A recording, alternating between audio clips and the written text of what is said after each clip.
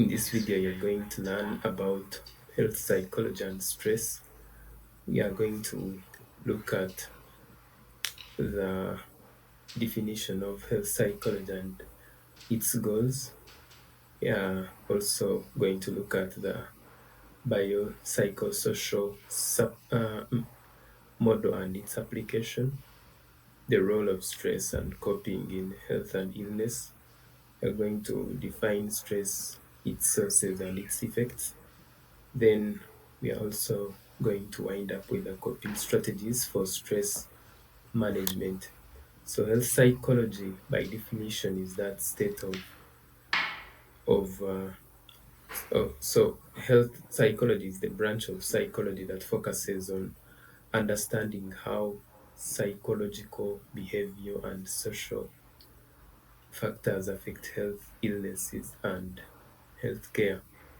But we cannot talk about health psychology without talking about health. So, health, by definition, as stipulated by the World Health Organization, is not just the absence of disease in the human body, but we look at the complete state of physical, mental, and social well being. So, it is not just merely the absence of disease, but all those aspects of the mental, the social, the physical, and sometimes actually it also includes the economic well being. So, whenever you are at that state, which is sometimes not achievable, you're considered to be healthy. Then, health psychology, we are looking at understanding how the psychological bit or the mind, the behavior bit, and the social factors affect your health, the illness, or healthcare. So it is important to invest ourselves in this subject of health psychology because it brings us to understand the interplay or the relationship between the biological factors, the psychological factors, and the social determinants of health. And when we understand this, we are able to promote well being in the community, we are able to prevent illness and improve overall healthcare outcomes. So, health psychologists majorly recognize complex interactions between the mind, the body, and the environment, which could be physical or social.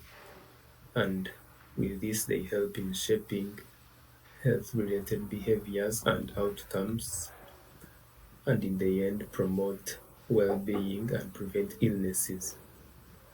So, the biopsychosocial model, the biopsychological model, adopts that biopsychosocial model, which consists of, as you can already see, it has the biological part, the psychological part, and the social part. So when we are talking about the biopsychosocial model, we are looking at that health psychology that focuses on all those three factors: the biological factors, which include those the genetic predispositions, the functioning of the body, all the physiological processes, the neurochemical influences, all those chemicals that are released from the nervous system and influence our functioning. Then the psychological bit, which is the part two of this model, focuses on those cognitive processes, the processes of thinking, emotions, personality traits, and how we cope with situations which are stressful, and how all this impacts our health behaviors and health outcomes. Then the social factors include the social support that you can get to get away from these illnesses, the cultural influences that can determine whether you get sick or not, the social economical factors like employment, income status, then the environmental factors are also in the social factors. So all these factors are coming together and they are influencing the health outcome and well-being of individuals and communities, and they are all what comprises of this biopsychosocial model that is adopted by this branch of of psychology or health psychology to understand how disease occurs and how we can prevent that disease and in the end promote well-being. So in health psychology, we have what we call the illness continuum.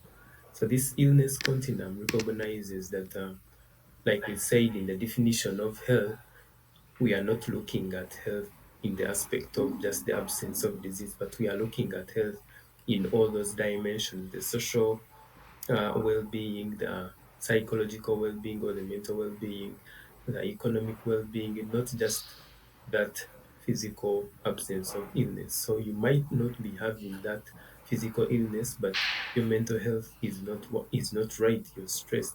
You do not have. You're not economically upright. Socially you're not upright. Also, you do not have people to run to whenever you're stressed. So you cannot claim to be healthy when you still have those problems. So this health continuum also recognizes that health is dynamic. You might wake up when you're feeling well, then in the noon you might feel a bit of headache, while in the evening you'll be okay. Okay. So it also recognizes that our reaction to whatever changes that occur uh, in our bodies will determine whether we become healthy or not. Okay. So we need to always react in a way that promotes our well-being to these changes that can to this dynamic nature of health. Okay. So whenever we adapt well to these changes, then we are able to live a healthy life. Okay. But whenever we do not adapt well to these changes, these health or illness continuums, I guess that we shall not be well. Okay. So it also shows that you can be at optimal health and then severe illness, so that continuum is what lets us appreciate the the way we can transition from being well to being ill, and sometimes what we can do to prevent that transition. Yeah, so that's how relevant this illness or wellness continuum is. So the role of psychology in health is that psychology contributes to health promotion because it lets us understand health behaviors, how people are able to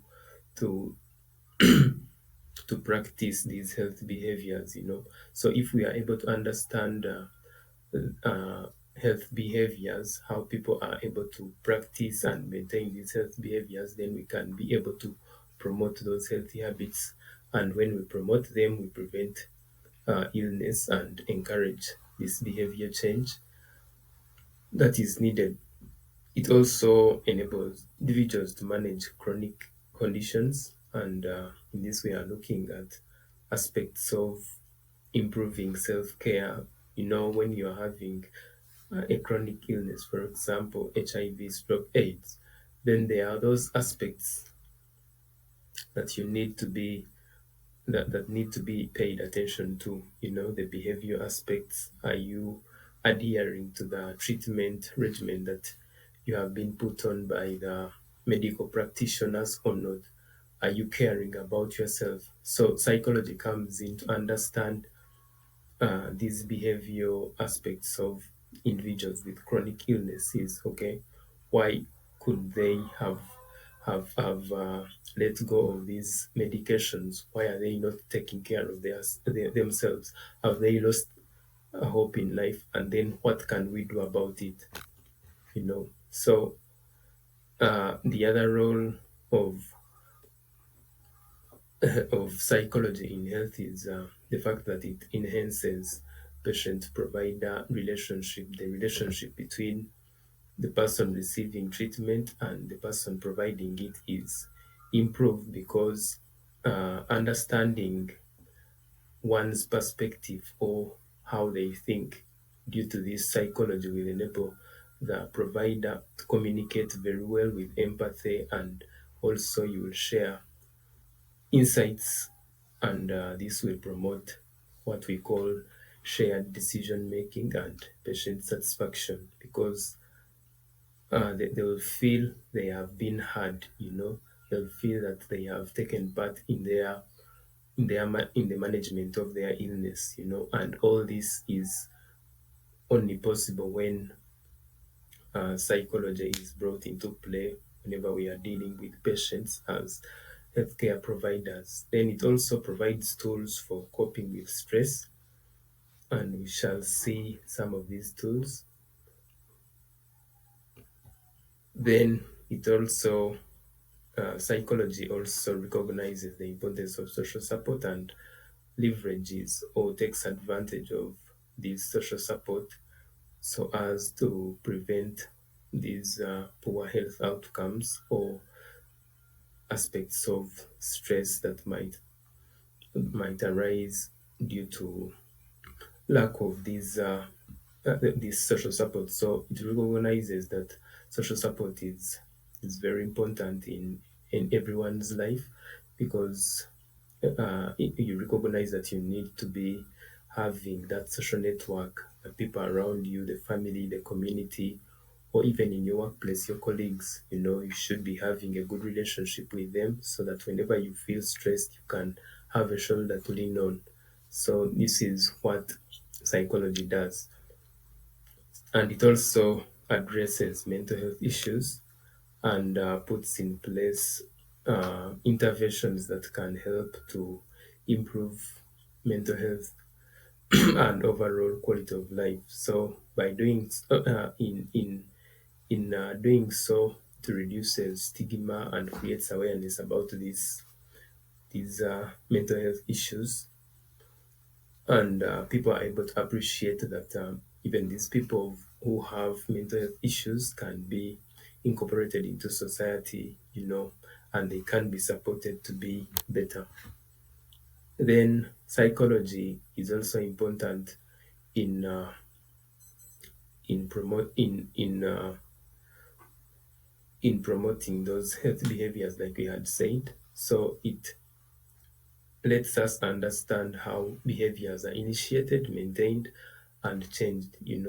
So when we do that, we are able to put in place interventions that are evidence based, and we also can influence policies because we know how behaviors can be initiated, they can be maintained, and then how we can promote behavior change for us to have a better well-being as far as health is concerned. Then psychology is also very vital in integrated healthcare settings. So understanding how people think, how people behave will be very essential in providing medical care, because it will let that medical practitioner to provide holistic care. You know, you will not just focus on this disease that someone could be suffering from, you know, but in providing health care with psychology at the back of your mind, you will be able to look at even the mental aspect of this person. Someone could be having headache, and instead of you giving them only paracetamol or any other painkiller, then you need with the with the knowledge of this psychology, you will need to investigate why they could be having this headache. Is it because they are stressed? Is it anything that could be on their mind and they need to let go of it? So addressing such issues can help to provide this holistic care that we are talking about. Yeah, so this knowledge of psychology will help us to address those health conditions, the psychological bit and behavior aspects, which will go a long way to enhance overall patient care, because you do not want this patient to come back with the same problem. But when you address these underlying conditions, maybe it could be stress, then you are able to have this patient be treated holistically. Yeah, so let us focus on stress itself. And in this focus, we need to define stress. We need to look at the physiological and psychological aspects of stress and how we can cope with stress and how social support is very vital in stress reduction. So, stress itself has many definitions. Uh, Various scholars have defined it in different ways, but for this session, we shall define stress as the natural response to challenging or demanding situations. Yeah, so that natural response to anything that can be challenging or demanding is what we call stress. You could be having an exam tomorrow and you feel challenged by that exam. You feel challenged by the fact that you're going to have an exam. Maybe they did not inform you in time, you know. So that natural response to that feeling of having an exam tomorrow is what we are calling stress. Okay, and then according to Lazarus and his colleague, they define stress as that circumstance in which transactions lead to a person to perceive a discrepancy between the physical or psychological demands of the situation and the resources of their biological, psychological, or social systems. So, in this case, Lazarus and the colleague, uh, for them, they look at stress as that discrepancy or the gap that could exist between someone's ability to cope and then the stressor or that situation that could be causing stress. And in the example that I talked about earlier, in the this morning, you have been told by your lecturer that you're going to have a very tough exam tomorrow. You have not adequately prepared, so already the resources of your uh, of your biological, psychological, and social systems are already they are already at stake. Okay, you know you have not prepared well. You know you have no one to run to in that stressing situation of the exam. You know your biological state itself is at stake. You know, so all this will bring you into that situation of being stressed. And according to Lazarus, when you are in that state of being of your biological, psychological, and social systems being overcome by that stressing situation, then you will be stressed. So other definitions have viewed stress as when as as a situation that is caused by environmental stressors. So they look at that situation of stress to be as a result of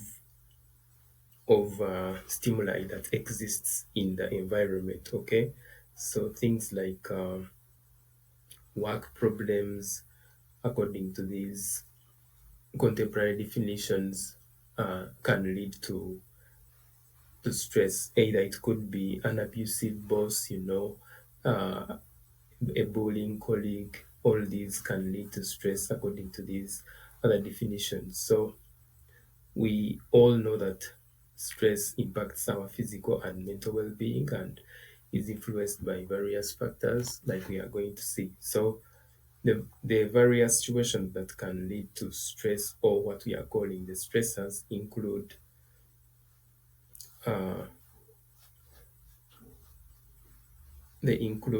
things like exams, you know, public speaking, and these can lead to acute stress, while job stress and poverty can lead to chronic stress. So, also, we understand that researchers or scholars differentiate between distress or the harmful and damaging stress and then eustress, which can be positive and beneficial stress. So, this eustress is more of that situation that can be stressing but encourage you to that motivates you to overcome it. So if you, like in that example that we gave, if you have been told that you have an exam tomorrow, but you feel confident enough to do it, you feel motivated enough to do it, you feel like you are prepared also in advance, you feel very confident and energetic to do it, then that is what we call eustress. It is different from distress, which could be in the case of when you are not prepared enough, you feel you are not prepared, you feel demoralized by that announcement of an exam tomorrow. So that will be stressful and it will lead to distress. But when you feel confident, you feel energized, you feel enthusiastic to do it, then it will be that beneficial stress, what we are calling eustress. So stress involves a lot of biochemical, physiological, and behavior changes, and we are going to see some of those. And another aspect of stress is what we call allostatic load. And this is more of the repeated adaptation by the body to stressors. So accumulate this accumulation of stress over time impairs your ability to future stressors, and this allostatic load or that accumulation of these stressors will will result in the wear and tear of the body, and various systems will be affected. For example, the endocrine system, or that is responsible for hormone hormonal function, then the blood pressure and immune function will also be affected, and we are going to see how these systems are affected. So again, according to the people who define stress as a transaction, the Lazarus and Lonia, uh, they said it is a transaction between people and the environment, and stress is determined by a person's appraisal of the event. Is it stressful? And the appraisal of their personal resources.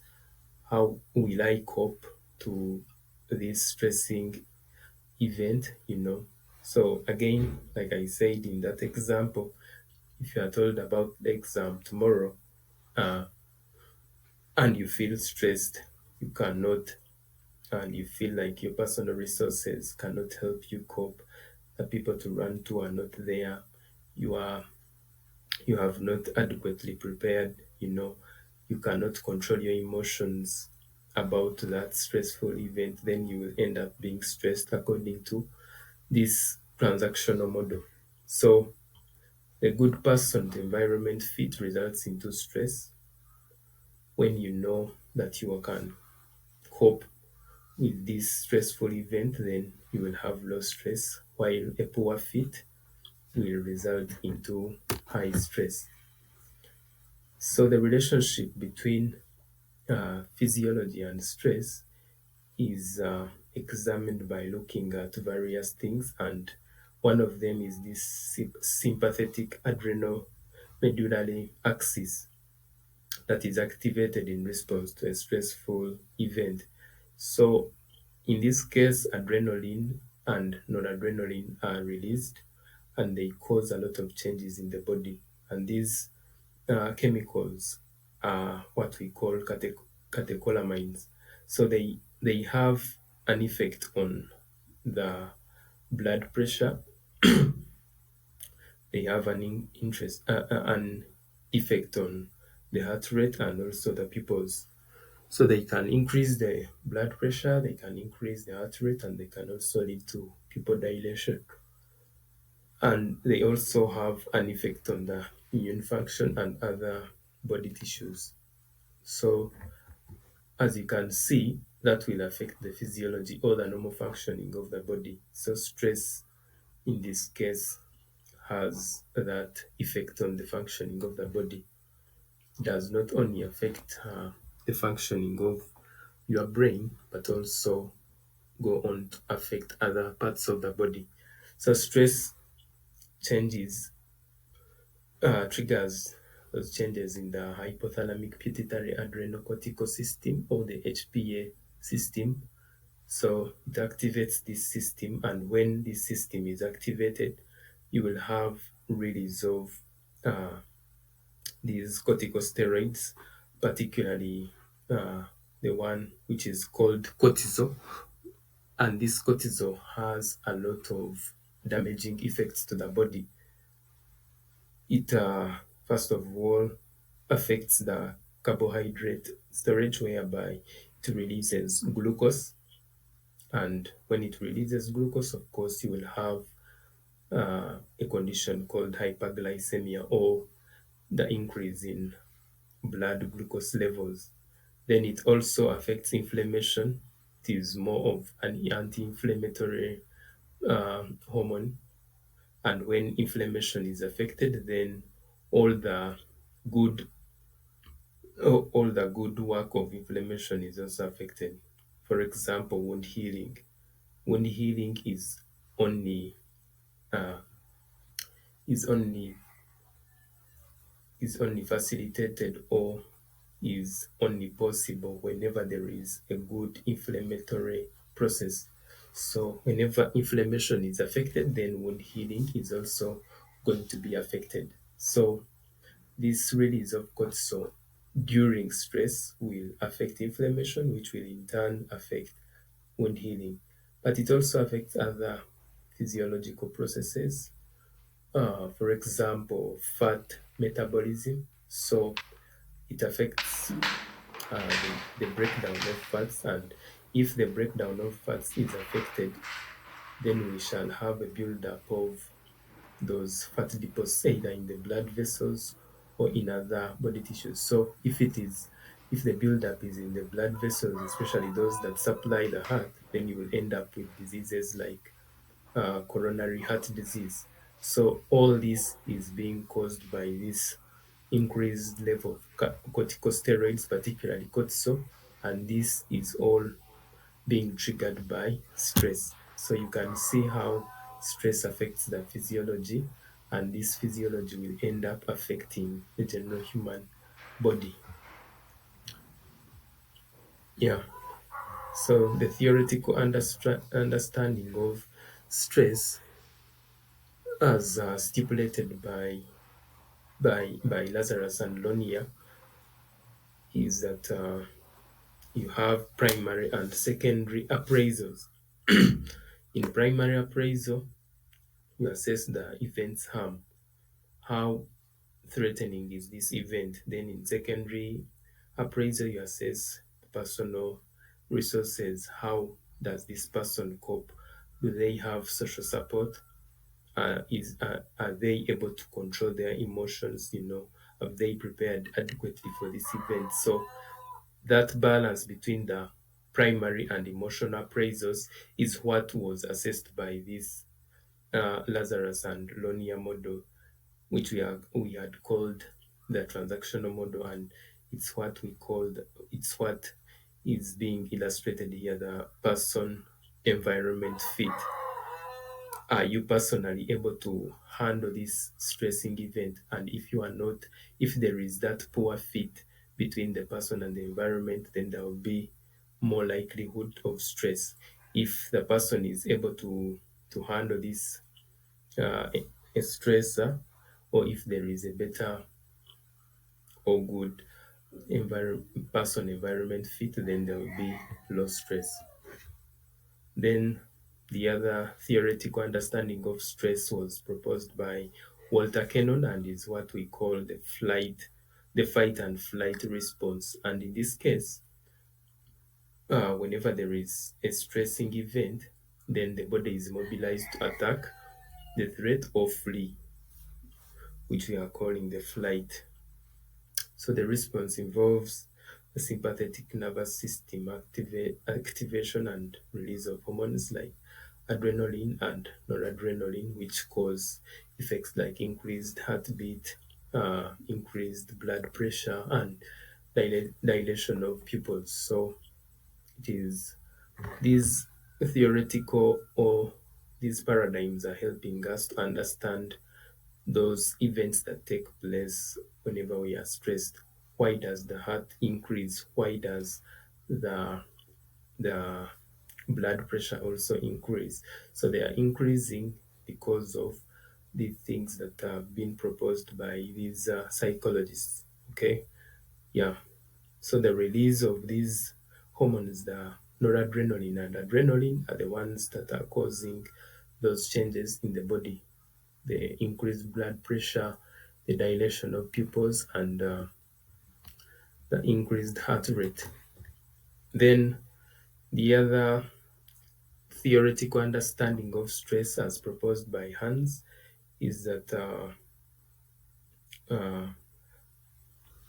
that is called the general adaptation syndrome, and it has three phases: alarm, resistance, and exhaustion. And it basically says that prolonged exposure to stress can lead to diseases of adaptation and increased vulnerability. And one of the most common diseases of adaptation, as proposed by these people, is heart attack or the diseases of the heart. So this theory has been criticized, but of course you cannot take away the fact that what they talked about, the diseases of adaptation, is still viable. For example, the fact that heart attack or the diseases of the heart can occur due to stress is still valid. Okay, because already we have talked about things like coronary heart disease that can arise from that hormone, hormone that is released during stress, hormone that is called cortisol, that can affect fat metabolism, leading to that deposition of fat or increased fat deposition in the blood vessel that supplies the heart, and this will lead to coronary heart disease. Then Tend and Befriend also have the theory that emphasizes social affiliation and nurturant behavior in response to stress. And these people suggest that in women, stress is is has less effects than in men, because they seek they tend to seek social support and protect their offspring better. And this theory also focuses on the role of oxytocin, which promotes affiliative behaviors and nurturing. So this theory is very, very essential in understanding behaviors, especially as regard to the different genders that we have. We know that women are more likely to seek social support than men. Sometimes men uh, do not disclose whatever is affecting them until it is so too much to eventually even kill them. So, but women will be more willing to share to their close friends or to their partner easily. So this kind of seeking social support will be able to protect these women from the stress that can result from these stressors of life. So this is what Tend and Befriend are trying to say here, that the fact that women are more likely to seek social support than the male counterparts really shields them from stress that the male counterparts end up facing, and it could hamper on their well-being. So the impact of stress, which we had already highlighted on earlier, is that it can affect the cardiovascular system, leading to increased blood pressure, atherosclerosis, and cardiovascular disease. Okay, so atherosclerosis is more of that fat deposition of into the blood vessels, especially the arteries. Then, apart from affecting the heart system or the cardiovascular system in that way, it also affects the endocrine system or the system that is concerned with hormones. And it does this by by causing the release of some hormones which contribute to heart problems, metabolic syndrome, and also affect the immune system. And one of such hormones is what we had talked about, the one that is called cortisol. Then, as we continue to look at the impact of stress, we recognize that the immune response to stress affects its ability to defend against infections and diseases like cancer. So, prolonged periods of stress can trigger the release of stress hormones, like the one we looked at, the cortisol, which will affect the immune function. It will also affect the cardiovascular health and inflammation. And like we had said, this cortisol is an anti-inflammatory hormone, or it does not support inflammation. In fact, it reduces those effects of inflammation. It stops or it hinders that inflammatory process, which we had already said is very essential in uh, in processes of wound healing that are very essential in uh, in the body.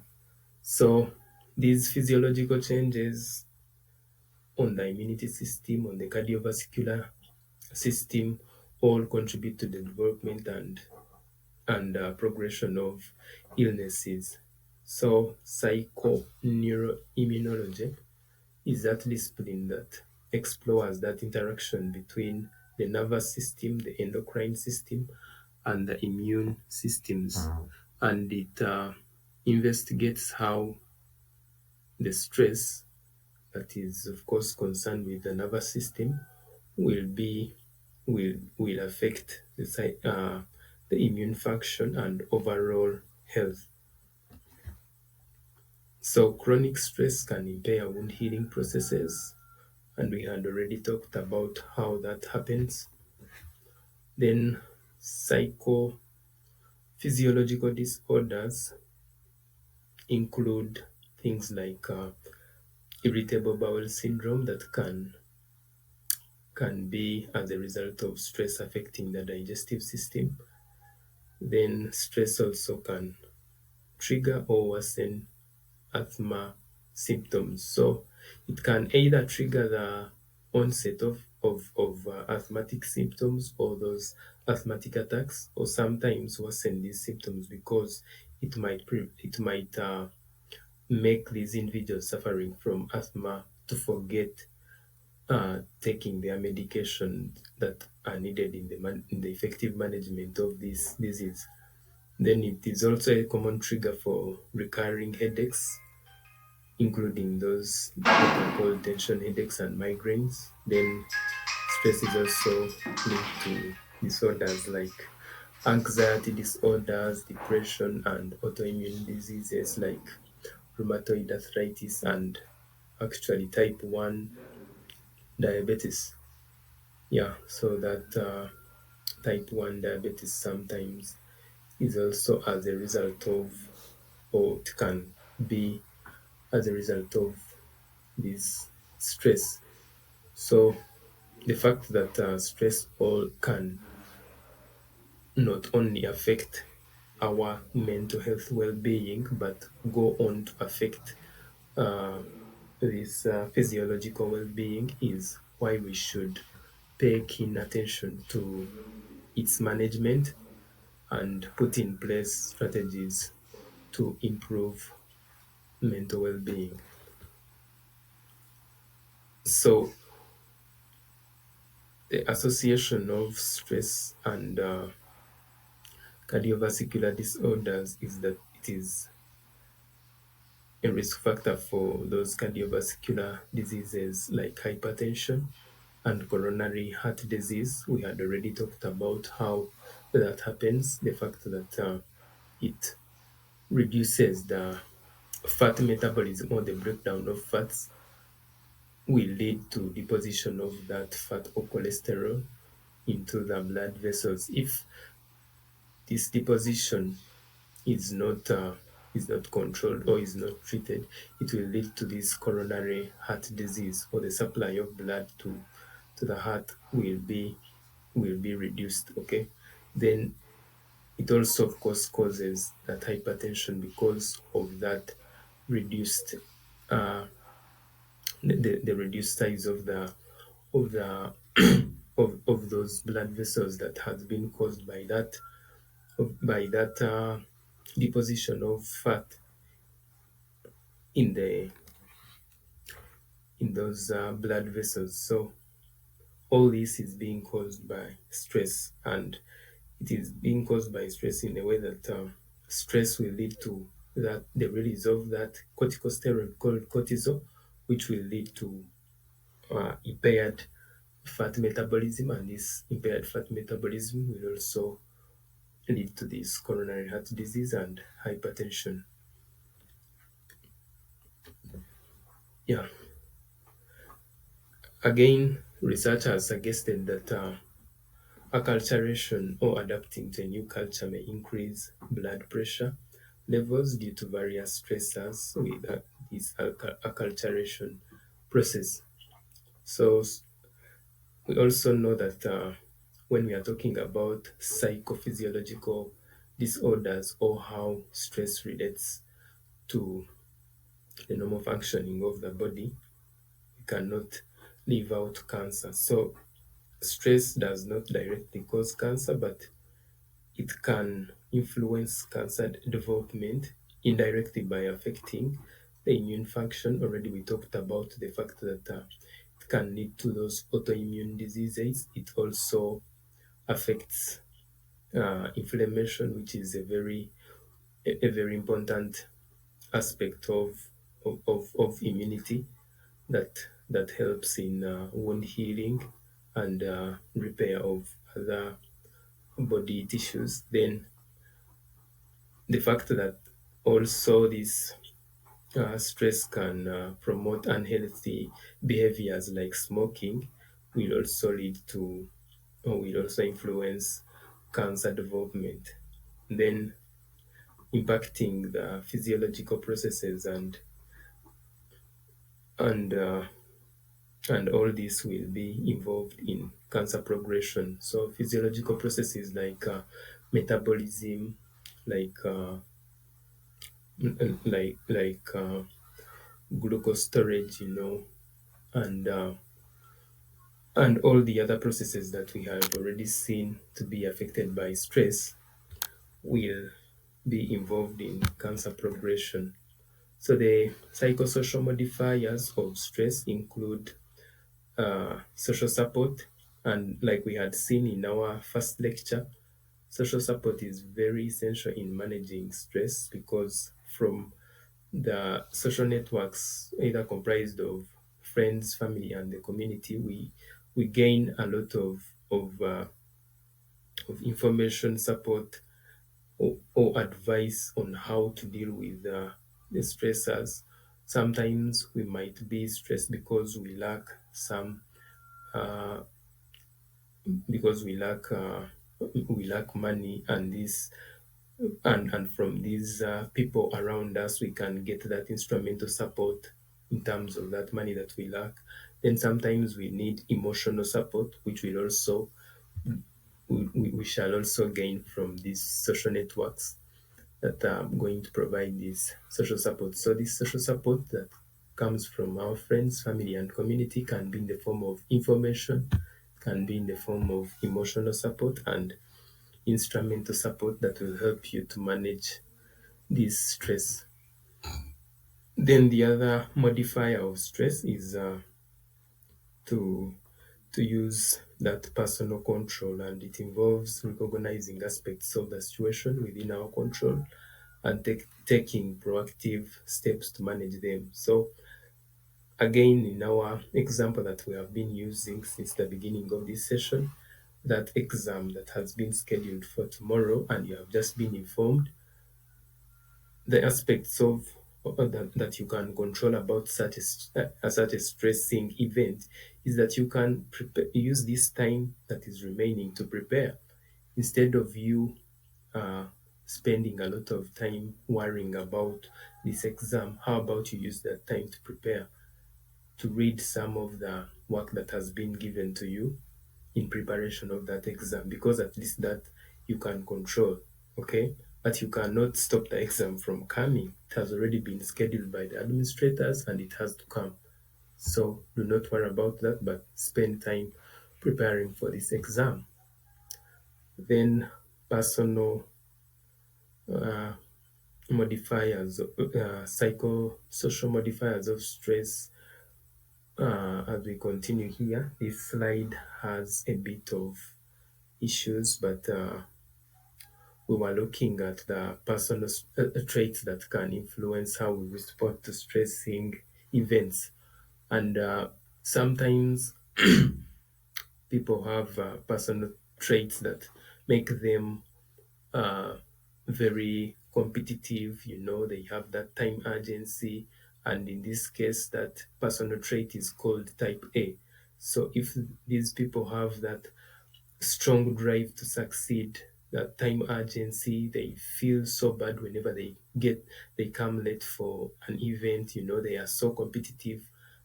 These are what we call the type A personal trait, and these people need to be trained on how to cope with such stressing events that could lead them to getting stressed. Okay, how can we manage time better? How can we organize our environment better so that we deal with stress that comes from our personality itself, our feeling of our strong drive to succeed, our competitiveness and time urgency. So sometimes it's because of our personal trait that we are getting stressed, but when we look at and appreciate the fact that we are built like this is how we are, we can always uh, change certain things and manage this stress. So if you know that you feel bad about coming late for an event or for class, then you need to plan your time so that you always are punctual. When you have that strong drive to succeed and then you have been uh, told that there is an exam tomorrow and maybe you feel like you might not succeed this time, then how about you prepare for it? You know, so all these will help you to modify uh, your will help you to modify your personal traits, and this could help you in managing stress. I think they will give you a better version of these slides so that you can really appreciate what we are talking about in that slide. I'm sorry for this appearance.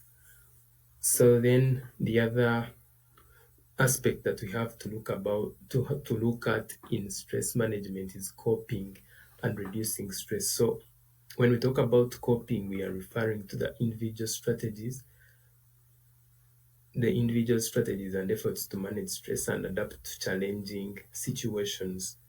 Okay, so it involves cognitive, emotional, and behavioral efforts to reduce stress, solve problems, and manage emotions in response to stressors.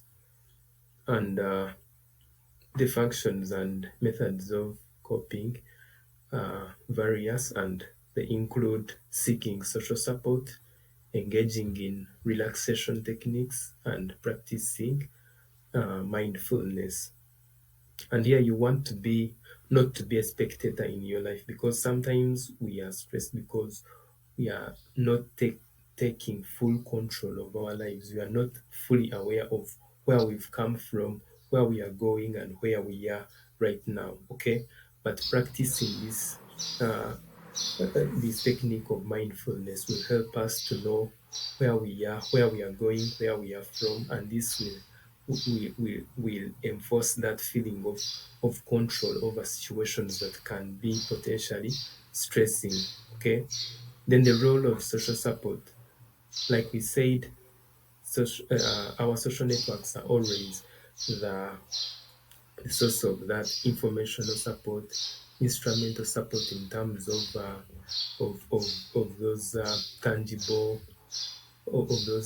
needs that could be stressing us. Then they're also a source of emotional support. So we need to know how to make and keep meaningful relationships and always seeking the help from these people whenever the need arises.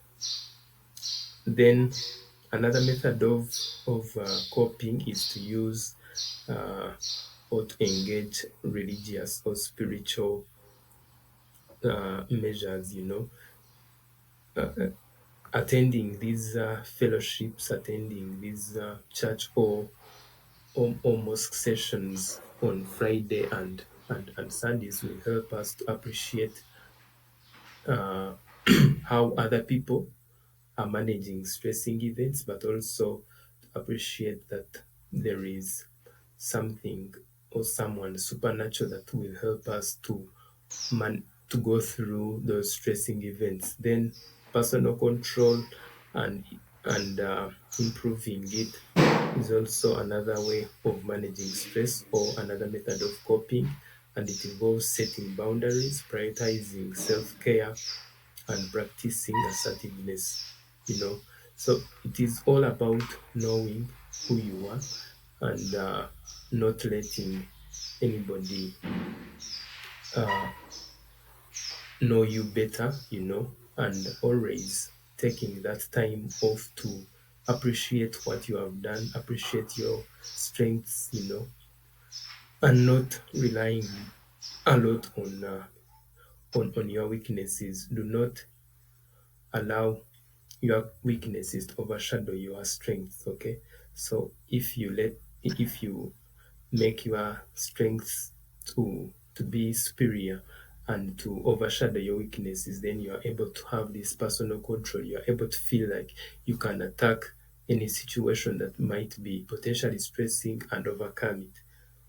Then organizing one's world is also very essential, especially in those type A uh, personality traits that we looked at in that slide that had problems. So implementing these organizational strategies, time management techniques, and creating a supportive environment will help to reduce stress and will promote that sense of control. Then the other way of coping is using exercises. Exercises are very essential in improving the mood, in reducing stress levels, and overall well-being. And these exercises are all over. Yeah, on the they are in books. They can be accessed on the internet from reliable sources, and then you can always also seek assistance from a physiotherapist on which exercises can be essential in preventing or helping you to cope with these stressing events. Then preparation for these stressful events will help you to effectively plan to gain that skill of problem solving and will reduce stress in inevitably. So like I said, in that example of an exam, if you proactively prepare always, if you are always prepared for these exams, then you'll not be stressed whenever an exam is announced, even in the shortest uh, kind of scheduling possible.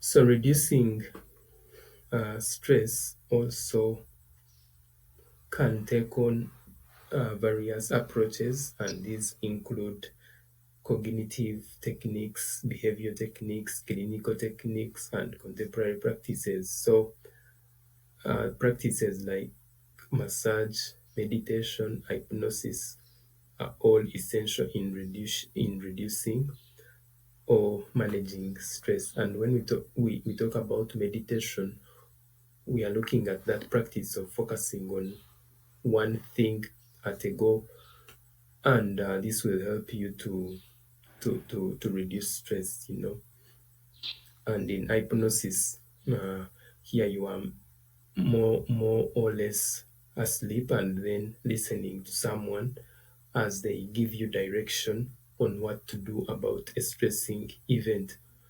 So all these techniques will help you to manage and reduce stress. And then clinical methods include treating insomnia or the lack of sleep.